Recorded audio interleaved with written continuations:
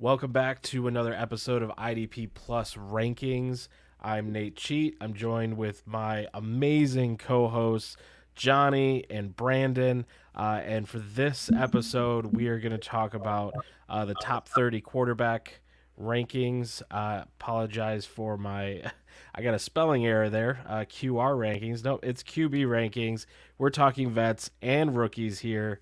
And so before we get into all that, let's introduce our other hosts. Johnny, where can people find you and what kind of content are you producing? So if you haven't followed me already, I'm on X at Johnny Freak in F1. What I do right now is I also, including this IDP Plus ranking show, I also am cranking out usually every Thursday or Friday we record. We do an IDP Plus trends. That's with average at Average Joe's underscore FF, Average Joe's Fantasy Football, known as. We just in that show, it's since it's trends, we tend to hot topics in the moment. Like last week was Rasheed Rice, Stephon Diggs. What happens with their trade value dynasty wise, and other moves that have been made. Other teams that players have switched teams. What that means for their value. Talk all things current events, and looking forward to making some podcasts up and coming for this year 2024 season. So been very excited. Been on the IDP Plus team since November. So looking forward to making this my first full year. Nice. There it is. And Brandon, let everyone know where they can find you and what you're up to. Yeah, absolutely, man. Pleasure to be back with you guys, man, for another edition of this show. You can follow me at Brandon Lee TV on all social media platforms and covering everything from football, basketball, baseball, and the biggest storylines in sports up to date. There it is. All right. And before we get into this, just make sure and go to idpplus.com, become a subscriber. That's where you can find our rankings. In this episode, we're adding ADP to the rankings. So we're going to see how Johnny, Brandon rank these quarterbacks. And then we toss in average draft position based off of our proprietary ADP mock drafts. And while you're there, check out, and there should be a link in the underneath in the description of this video. But we're giving away two jerseys. We've got an Antoine Winfield jersey and a Nico Collins jerseys. Obviously not quarterbacks, but we've got an offense, an IDP, and you can get one of those, win one of those by getting into the giveaway. There's a lot of ways to enter, but go to idpguys.org/draft giveaway or click the link in the description and check that out. With that, let's get into our first slide here, the QB1s. And for the audio listeners, I'm going to go through. We have Patrick Mahomes at 1, Lamar Jackson, Joe Burrow, Josh Allen, Jalen Hurts, Justin Herbert, Dak Prescott, CJ Stroud, Tua Tagovailoa, Trevor Lawrence, Caleb Williams, and Jordan Love here in our QB1s. But so we got Joe Burrow is getting drafted number 2 in ADP. And Johnny, you're the lowest on him at 6. What has you so down on Joe Burrow? You know what? I'm down on him, but I think he has a lot of potential here, especially in a dynasty stance. I mean, you got a lot of years left with him. You have Chase there. A little bit shaky on Higgins, whether he stays or goes. I think if he does go, that hurts his value. But for me, the big kicker was just staying healthy. You know what? Two things about Joe Burrow. Number one is, besides maybe Mahomes, Lamar too, you don't see people make the kind of plays that Joe Burrow can do, so he can really turn water into wine. I love that about Joe Burrow, but at the same time, missing games, he plays so reckless, and, hats off to him because I respect it. But at the same time, you're a little bit concerned here about, you want to invest in this quarterback. One, you want him to play all 17 games. And with Joe Burrow, that's far from given. Now, do I think that am I going to hold injuries in the past against him? Not necessarily. I think if he can stay healthy, he's in that top 5. I think this is, top 5 is really solidified here, and those guys are, really have no bad things to say about them. But with Joe Burrow, just the health factor was for me what kept him out of there. Gotcha. So, Brandon, do you agree with that health factor? And did that play into you having him at 3, or what are your thoughts on Joe Burrow? Yeah, I mean, honestly, I think as far as up until last year, Joe Burrow's my dynasty quarterback, so I love Shiesty. I love his game. He does take some risk at times, but he's mobile. He makes plays. I agree that with Johnny that only maybe 3 other quarterbacks on this list. I'll put Josh Allen in that combo too. Those top 4 where they can only do certain plays, make those throws. Burrow's athletic, so I was kind of, I'm high on Burrow. I'm higher on Lamar Jackson. I mean, we're talking 2 MVPs here at this point. The numbers don't lie there. Burrow, I love. I think talent standpoint, like he's the second most talented arm in the league. I wonder how his versatility will be though when he comes back. Will that mobility still be there? Because people don't talk about it a lot, man. But Joe Burrow's like a 4.6, 4.7 type of runner, man. Like he can really gash defenses if they give him that space. So I'm just hoping that aspect of his game isn't impacted. And missing a year, there's going to be a little rust no matter how good you are. You haven't played football in 12 months. So that's going to be something to look at as well. But I'm not really worried about the T. Higgins situation. They could suit up anybody at wide receiver, and Joe Burrow's going to make them look good. He's just that type of quarterback. So as long as you got Chase there, they'll be fine. Gotcha. Yeah. So moving now, another player that you've got higher than Johnny on this list that stands out is Dak Prescott. Mhm. And Brandon, you're at 7. Currently, Dak Prescott in 1 QB ADP is going 12, and Johnny's got him at 17.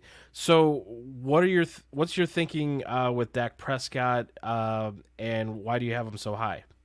Well, as far as the veteran quarterbacks that are out there that are older, Dak Prescott is kind of the best out of the bunch. And I mean, he's been a top 5 QB for a while now, numbers wise. He's going to produce.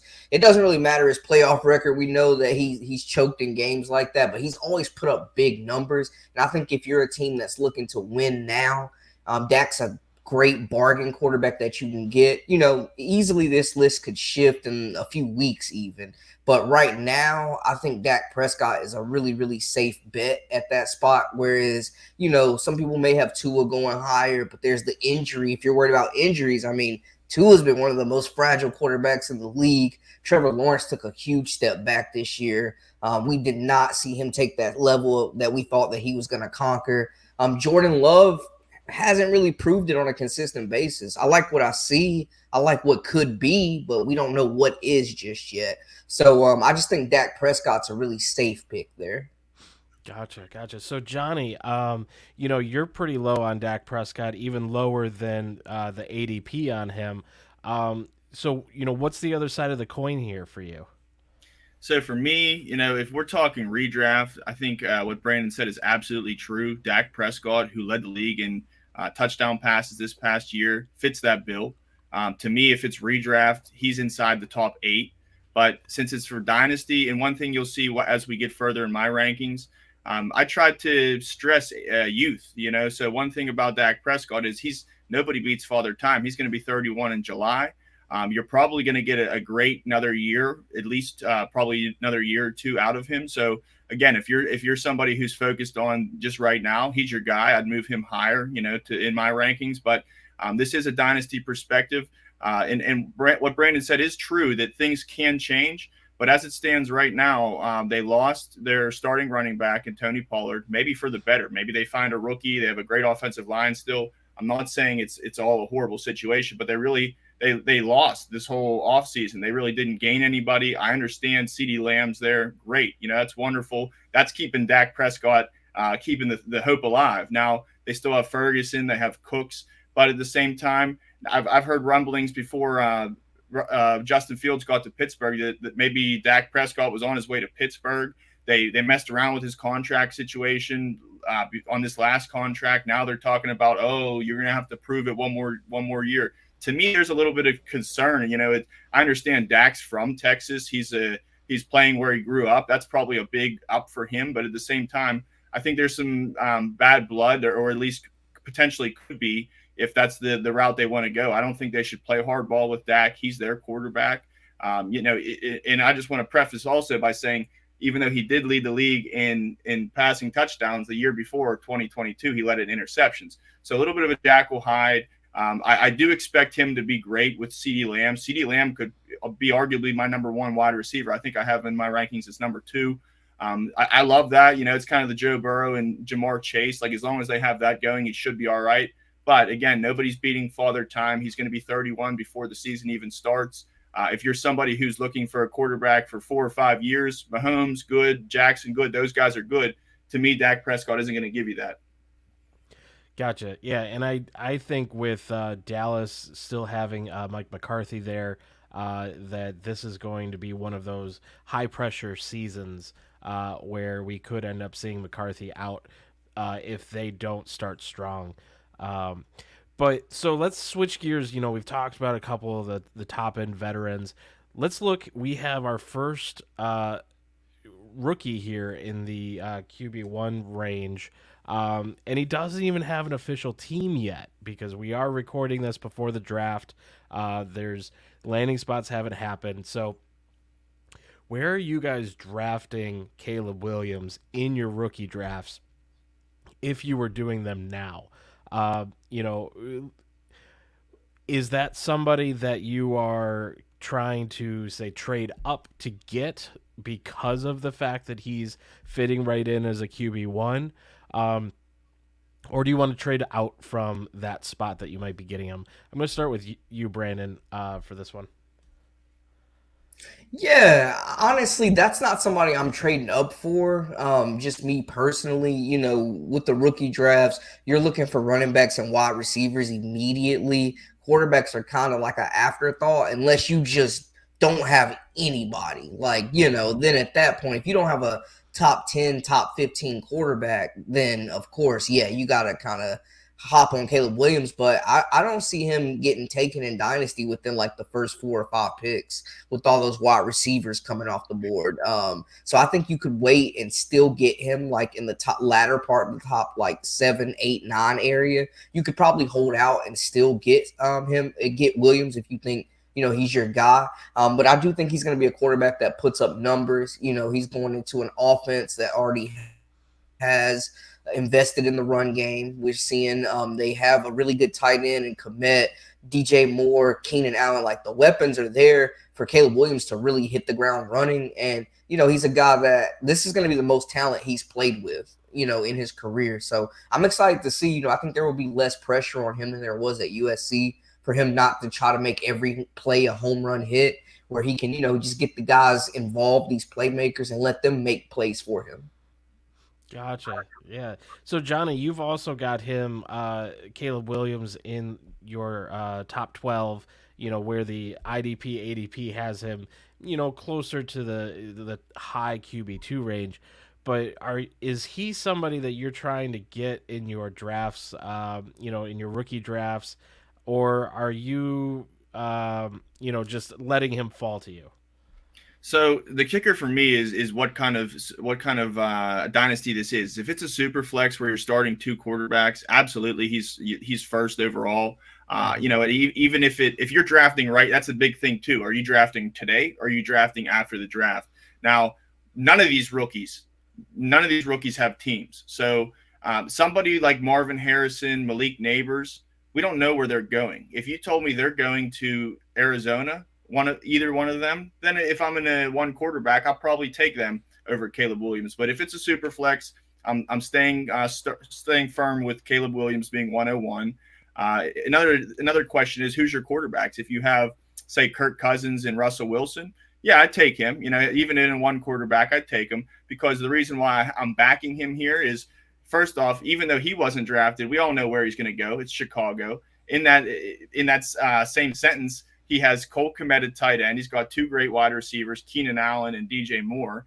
Justin Fields, I look at a player who is a mobile quarterback, and I'm not going to say Justin Fields hit the ground running in the NFL, because he didn't.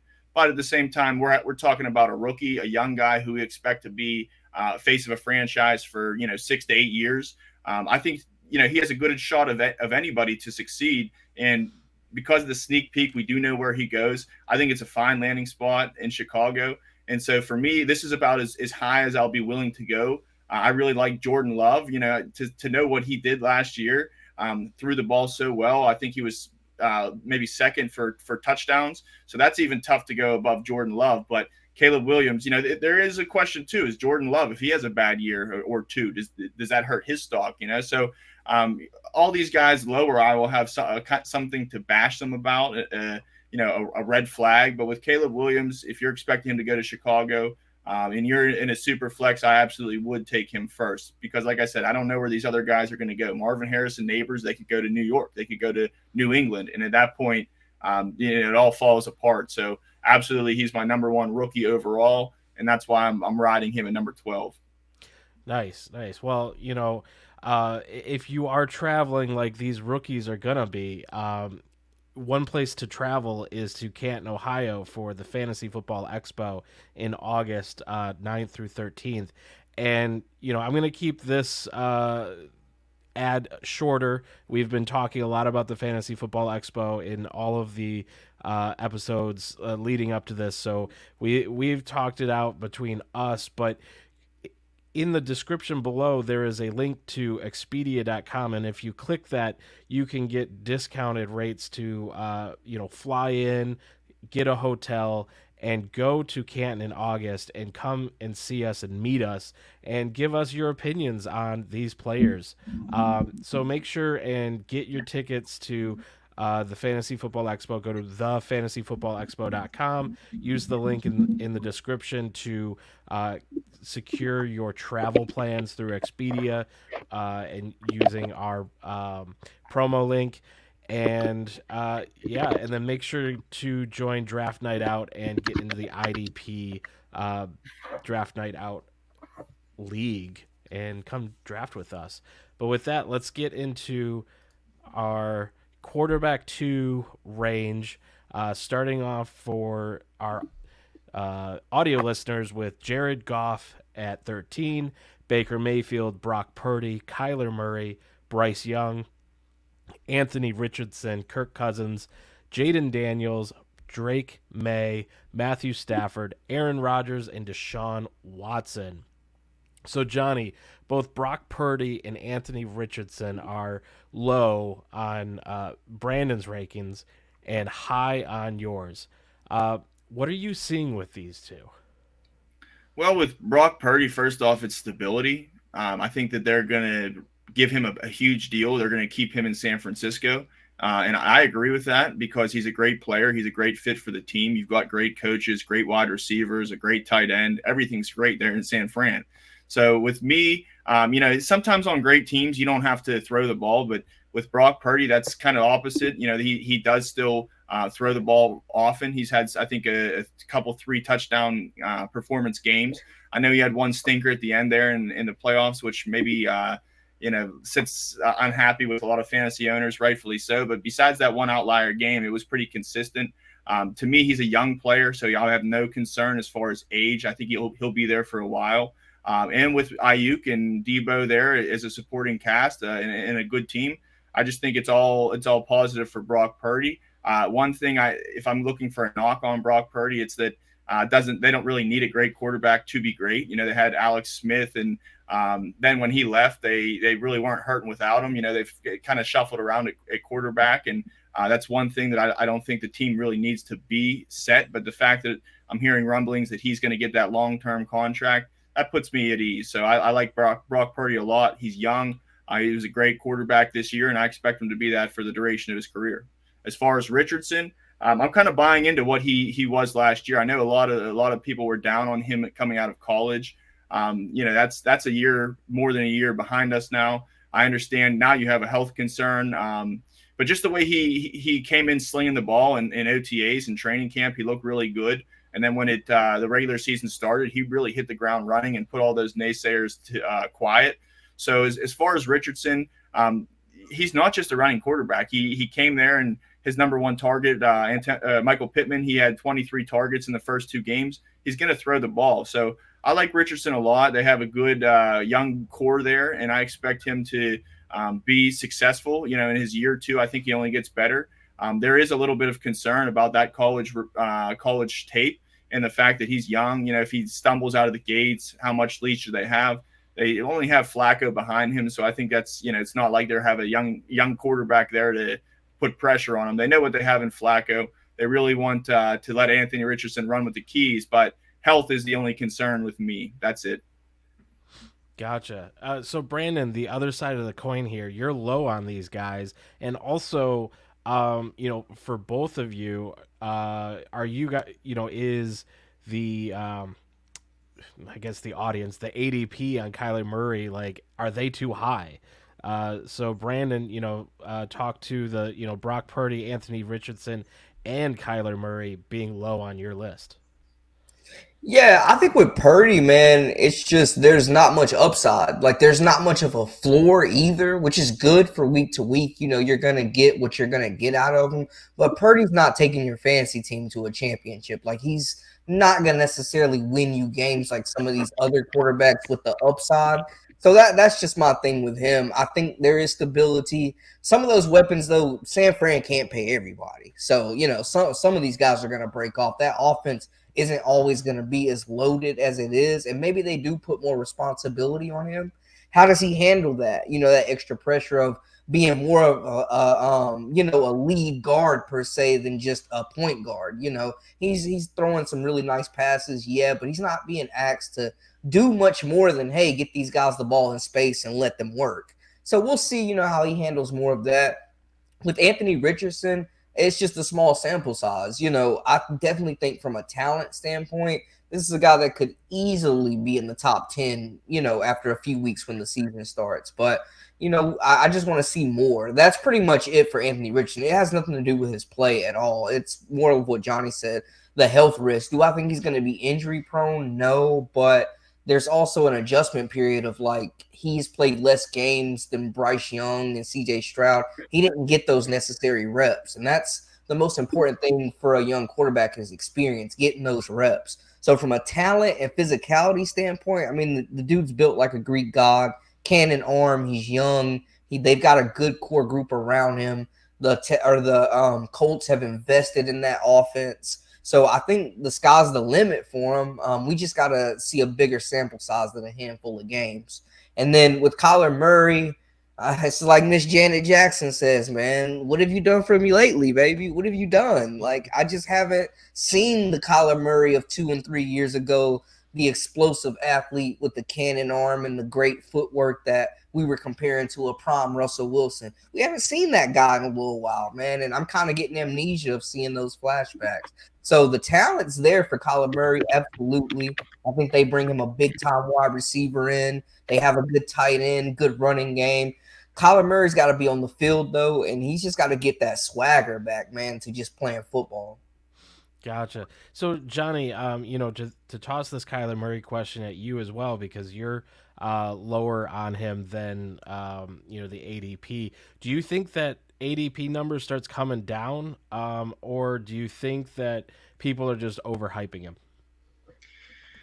You know what? I think this is about where he's going to go. I don't think he gets any higher than this. You have some great quarterbacks in front of him. Now, one thing, Kyler Murray, I do agree with Brandon. I think that whether it be Neighbors or Harrison Jr., they're going to give one of them. So that puts me a little bit at ease with Kyler Murray. But at the same time, this is a league where you pass a lot.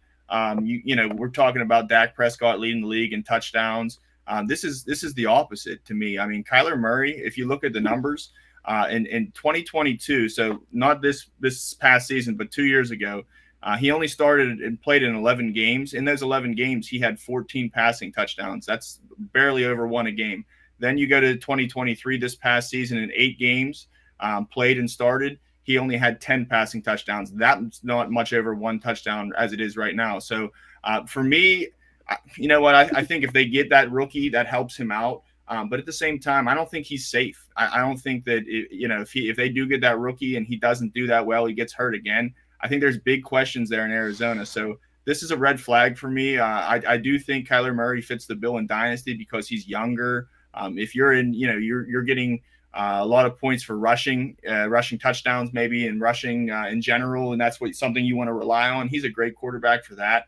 But as far as longevity, even though he's youthful, I can't put a lot of stock in him. So that's why I'm down on him. I would rather take like your Jared Goffs, your Brock Purdy's, those guys. Even, you can make a case absolutely for Dak Prescott, even though he's only going to give you that 1 or 2 solid, great, top 3, top 5 years. So, yeah, with me, I like the upside too, but not much throwing that down there in Arizona, not much stats. So as far as that, that gives me a concern for Kyler Murray. So I think this is a big year for him. Gotcha. All right. Well, looking at another player here with a lot of volatility is Aaron Rodgers. And, Brandon, you've got him at 23. Johnny has him like the very end of 33, and he's not even being drafted in 1 QB formats. What's your thoughts on him, Brandon, that's keeping him in that low-end QB2 range? I think just his body of work, I think we get 2 more good seasons out of Aaron Rodgers maybe before he heads off. That's strictly with my list. I'm, because we're talking dynasty, but we're also talking redraft. So it's got to be a balance of, there's a youth movement. Like, we have guys like Jaden Daniels and Drake May who are, higher, of course, because of the upside. But, with a guy like May, if he ends up in New England, it could be a long season for him. With Aaron Rodgers, man, the Jets are loaded with talent. He doesn't really have any competition for reps. Like, they want him to be the guy. He just had a whole season off, so he should be coming back refreshed.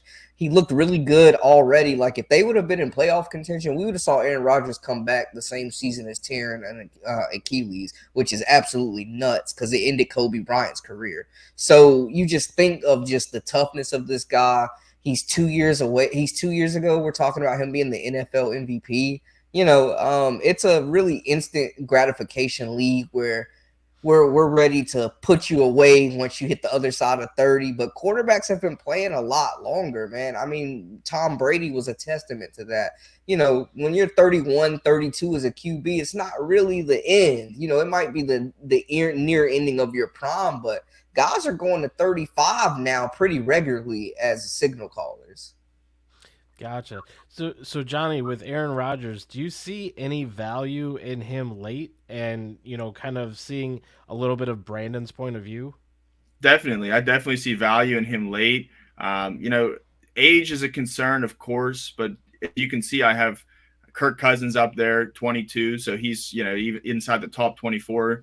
I think he's 35, 36 himself, but he got that big deal. So with Kirk Cousins, I think he plays a little bit longer. But with Aaron Rodgers, to me, I think number one, the reason why he's dropping low is a mixture of, the Achilles, the bad team, bad offensive line. They do have Garrett Wilson. I think they'll connect together. They'll mesh well together. Now, Aaron Rodgers is going to throw the ball a lot because the Jets are probably going to be down in games. That's one thing going for him, and I think that's where you want him. You don't want him running the ball, right? So if he can sit back, you can protect him and throw the ball. There's definitely upside how you spun it, how Brandon spun it. So absolutely, I do see the upside, but I'm not banking on it. You know what? And one thing that it doesn't really, I'm not, a player can say whatever they want unless they go out and commit a felony. Then I kind of hold that against them. But maybe a lot of people are a little bit rubbed the wrong way about Aaron Rodgers, like putting his name into politics, so that maybe that's the reason as a whole why his average draft position is falling. But for me, you're only going to get a guaranteed 1 year on a bad team. Granted, he is going to throw a lot, so he could be a good quarterback. But for me, I even have Sam Howell on this list, and Sam Howell, to me, it's like you can make that argument that he's going to give you a longer tenure at quarterback. Granted, he's not even starting, and he could get passed up, right? But the potential for Sam Howell, some of these younger quarterbacks, when you're playing Dynasty, you can take him later, Aaron Rodgers late in the draft, and have a 1 year player. And that's, to me, all you're going to get. I don't expect him to return to Green Bay form. I don't think things kind of get back to that MVP level, caliber level in New York. So if you're somebody who, you want a starting quarterback, maybe you take Sam Howell, maybe you take Daniels and he goes to the New England or New York Giants, then yeah, I'm thinking about Aaron Rodgers. But I'm not trying to end my draft and say I have Aaron Rodgers as my starter, or in a two quarterback, he's my second quarterback. I don't think that's a smart move. Gotcha. All right. Well, let's get into our QB3s, where, as you can see, we're all over the board here. But, starting off with Geno Smith, Russell Wilson, Daniel Jones, Justin Fields, Michael Penix Jr., Will Levis, Sam Howell, Gardner Minshew, J.J. McCarthy, and Derek Carr. So this, to you, Johnny, Daniel Jones doesn't even have a ranking from you. Has, and excuse my pun here, but has Danny Dimes been spent? I think he's been spent, man. You know what? And they backed him last year. I didn't believe the hype. I didn't draft him in any leagues last year. A lot of my friends did. They're like, oh, he's going to be a dual threat quarterback. I'm not going to take away from him. The boy can run. He had that 80-yard scramble. He's athletic. I do think there's a scenario where he comes back and does well, and then he has a longer leash. But I'm concerned about two things.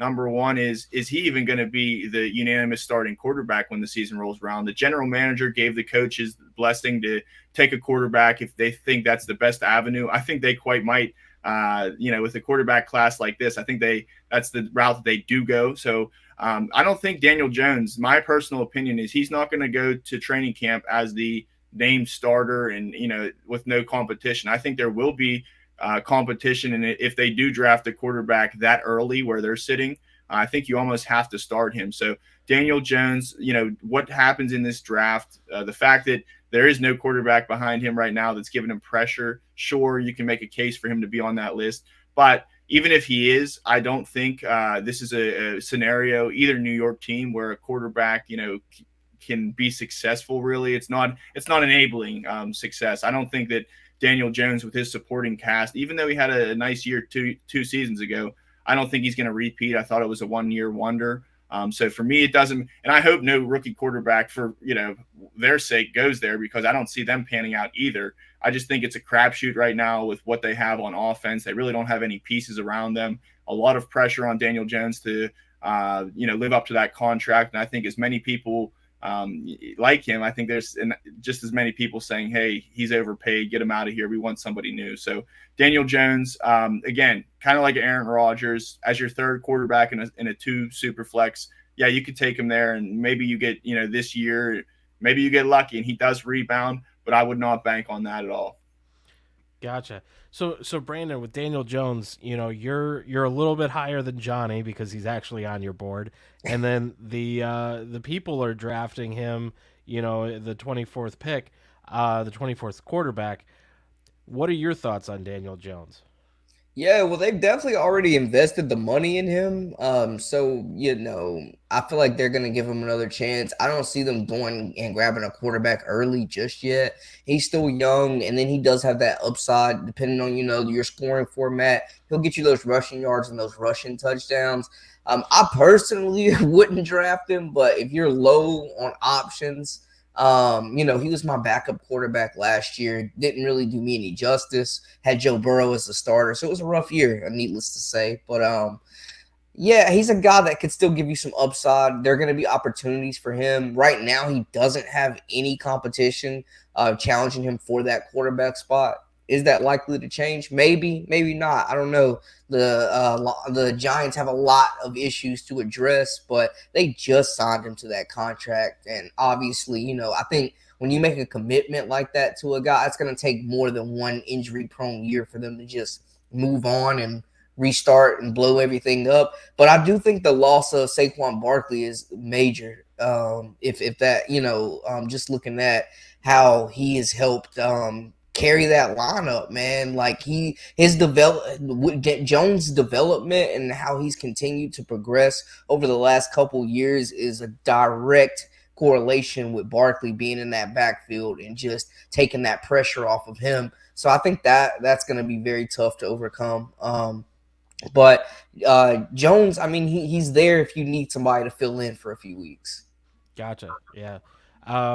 So, one thing that stands out in this QB3 range is that the ADP, the people are still drafting Justin Fields in that QB1, QB2 range, and you guys are both very low on him. And Brandon is the lowest. Brandon, is it time to sell Fields because his value is high, or his apparent value, but his actual rank is really low? Yeah, if you can get a first rounder or second rounder for Fields, ship him out. I still think he's a great player to have on your roster, but with this tier group of guys right here, I'm looking more so at production and looking at the list. I mean, there's two backups on here for sure, maybe three. Russell Wilson, it seems like, is going to be the guy there in Pittsburgh, at least for the next 2 to 3 years. And then I think Fields will get the keys afterwards. So I think if you've got time to wait, because it's going to be a project. If you've got time to wait a couple seasons and you've got a guy that's in his prime or that may be aging where you don't need Fields to play, but you just have that open roster spot for a QB of the future, definitely, Fields would be great. But I think Russell Wilson's going to be the guy there for the immediate future, and Fields is the guy that's going to be there for the future. But having him at 13, knowing that he's probably going to be a backup, is pretty insane to me, to be honest. Gotcha. What are your thoughts on that, Johnny? Do you think people are drafting him just based off a name value right now? I think with Justin Fields, when we talk about dynasty, in redraft, I'm not really considering because I do. First off, Russell Wilson signed a 1-year deal here in Pittsburgh, so for how it is with the trade that went down is it works in Pittsburgh's favor if Justin Fields does not see the field for the first, I think, half of the season. So you know what, Pittsburgh's a great team. We're great over here. That's what we do. So first off, I do expect Russell Wilson to do well with Pittsburgh. Now, that hurts Justin Fields because you're not probably going to see him the first half of the season guaranteed. And then I think maybe not till next year. But I think what people are banking on is that he does get on the field next year. And to me, that makes him a fine later pick right here at this average draft position. I think when he does get his playing time, he's going to be money in the bank for Pittsburgh. A lot of people here in Pittsburgh wanted him. Now, one hesitancy I can say about Fields when he does suit up, whenever that is this is whether it be Russell Wilson or Justin Fields, this is still a run first organization, a run first mindset. To me, they have to throw that in the back. They have to come of age. This is a throwing league now. I think Russell Wilson, the upgrade versus Kenny Pickett, is going to help them do that. So I think Russell Wilson already does upgrade the Steelers as a team. They're a perennial Super Bowl contender now, in my opinion, with Russell Wilson, somebody who's been there, who has experience. I don't expect him to be there more than 1 year. The reason is because that the way the logistics worked out is I think that the Steelers got Russell Wilson, first off, to nullify trade power. If all the teams got quarterbacks, then what's Chicago's leverage in trade situations? They have none. So Pittsburgh, they didn't show their cards. They signed Russell Wilson to say, hey, we don't really need Fields. We have somebody. Now Chicago is saying, shoot, we got to give him up. We wanted a second rounder. Now we'll take a fourth round, and then we'll take a fifth. So his value kind of just plummeted because of all these other teams that got quarterbacks, whether that's their quarterback of the future or not. I think it kind of put the panic on Chicago, and Pittsburgh was smart with that because I don't think that ultimately they want to have Russell Wilson. He's a great quarterback, but he's 35. He's not their quarterback for the future. I think they got him. They solidified something, and the opportunity was right where they got Fields. So I think Pittsburgh, the team in the back of the mind and people here want to see Fields on the field. I don't think it's going to be this year because, once again, I think Russell Wilson will be successful and they'll win games. And when you're winning games, you don't bench your quarterback. But as far as youth, somebody who I think when he gets on that field for Pittsburgh, he'll be absolutely fantastic. Dual threat quarterback. I think he's a great complement with Mike Tomlin here in Pittsburgh. Great player for the coaches, great player for the other players around him. So I think, if you can forgo that 1 year completely, not need him this year, he's a great pick here. Gotcha. Well, it'll be very interesting to see how, once the draft happens, how that shakes up these quarterback rankings, and who, we might see, rise and fall. And so, this will be something that we come back to and talk about in a few weeks when all of the chips have landed and the draft has happened. But I do want to thank my co-hosts for joining, for submitting their rankings, and I'm looking forward to, we're going to keep doing this as we head towards the draft, and see if we can't figure out, some what are the next positions, comment below in this video, what positions are you looking for? What should we cover before the draft that you want to know, what we're thinking, and we'll take that and try and make some videos off of it.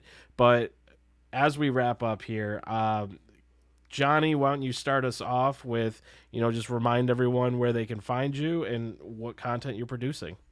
Absolutely. Thank you for having me back. Thanks, Brandon and Nate. For all those viewers and listeners, you can find me on X at Johnny Freak in F1. If you haven't already, check out the weekly IDP Plus Trends show that comes out once a week. Also, if you haven't already subscribed to our YouTube and our IDP Plus website, go ahead and do that. First month is only $1 when you use the promo code Mock Draft. So if you are not already subscribed, go ahead and do so. We've got a lot of good articles, a lot of good YouTube videos coming out for all you viewers and listeners. So, hey, we don't sleep over here at IDP Plus. It's a fun time to be in the NFL and fantasy football. So pleasure. Thank you for having me on. We'll see you next time. Brandon, to you. Absolutely, man. A pleasure as always. And like you said, guys, these lists are subject to change, especially when these rookies get to rosters. So I think this was a great first draft, first layout, getting a good look at everybody. And definitely follow me at Brandon Lee TV on all social media, and keep up with us at IDP Plus, where we're keeping you updated weekly, daily on fantasy football and all your team's needs. Yeah, and if you want to follow me on X, I'm at Nate Cheat. Hey, one of the topics I've been talking about lately is, how to use AI and, utilize this content here in videos and put out some articles. So go and check out some of the free content that's coming through the website. There's some sports betting stuff. There's some injury stuff that we have been able to utilize the transcripts from these videos and put into articles. So that's the kind of stuff that I talk about on X. So if you want to follow me, if not, go to at IDP_plus, follow the main account, and just get notified whenever we have great content coming out. Keep in mind, we have a live draft stream that will be coming out day 1 and day 2. We'll have more information about that as we get closer, but you can actually watch the draft with us and hear our analysis in real time. Until next week, when we will have another set of rankings for you to walk through with us. Have a good one. Thank you for watching this IDP Guys video. If you like this content and you want more fantasy football content, click here. If you enjoyed this video and you want to see more videos to help you master your IDP league, click here to subscribe.